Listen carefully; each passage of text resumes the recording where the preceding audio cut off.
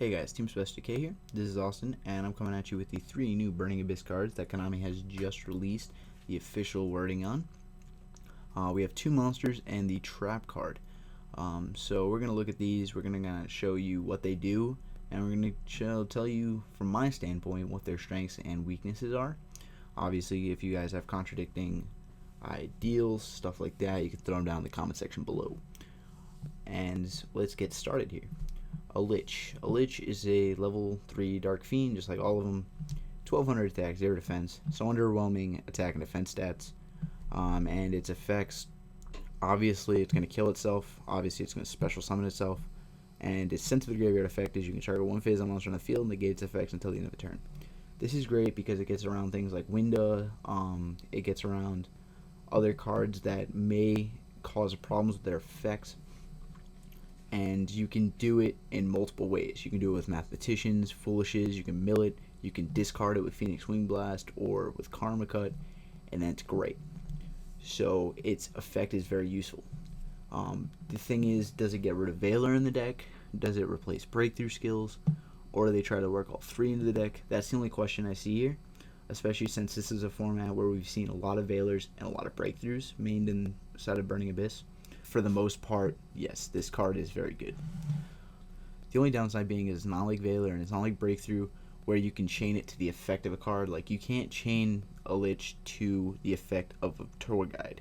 You can chain a card that sends a Lich to a tour guide, but it's not going to negate its effect, sadly enough. The next card being Calcab. It, again, level 3 Dark Fiend. 1400 attack, 0 defense, again, underwhelming attack and defense stats. If you control a monster, yeah, it kills itself. So special summon itself, and if this card sends a graveyard, you can target one set spell or trap card on the field, return that target to the hand.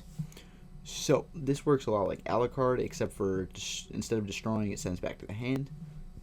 It's great against battle traps. It's great against traps that they can't immediately activate in response to it. It can get rid of alphas, stuff like that they don't want to waste on a Calcab, which is great. But we're in a format where there are a lot of Floodgate trap cards that are continuous and a lot of cards that are chainable.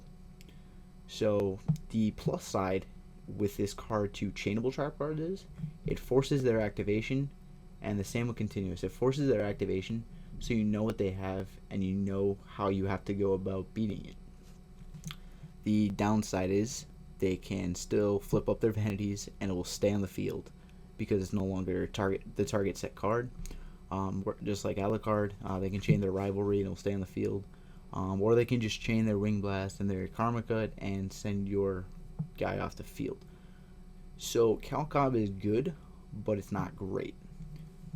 If it were to be able to send it still, even if it flipped face up, that'd be a lot better, but it doesn't. So with a Lich, it was definitely going to see play, maybe a 2 of, maybe a 3 of, probably not. Calcab, I don't really see him being played as a 3 of at all. Maybe a 1 or 2 of, depending on what the format looks like. And yeah, that's about it.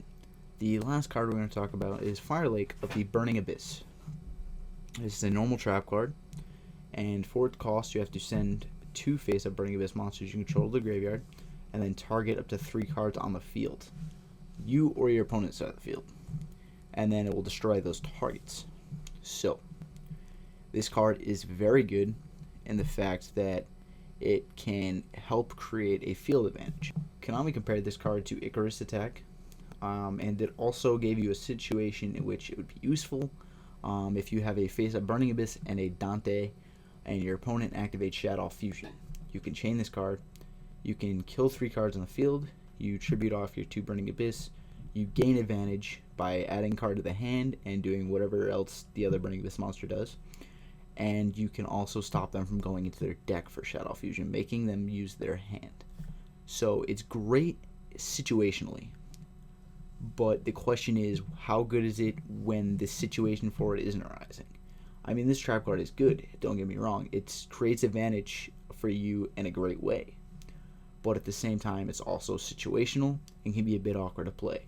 I definitely don't see this card as a 3 of, maybe a 1 or 2 of in the main board. Maybe it's a sideboard card. Again, You have to wait for the format because of the new archetype. You have to wait for the new format because of the new support for both this deck and Shaddolls, to actually be able to see exactly where this card will be. But I definitely don't see it as more than a 1 or 2 of, and it could possibly be a sideboard card. Obviously, if you guys have contradicting ideals than me, you can always say it in the comment section below. That's it for us. As always, guys, thank you guys for watching. Like, comment, subscribe, and later.